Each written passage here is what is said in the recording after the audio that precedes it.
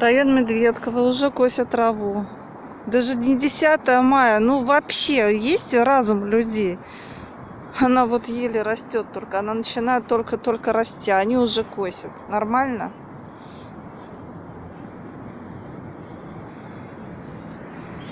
Мир с ума сошел. Это что за руководители сидят в жилищнике? А потом остается голая земля. Вот здоровая трава. Вот она только еле. Природная трава. Метро Медведково. Ее уничтожают покосом.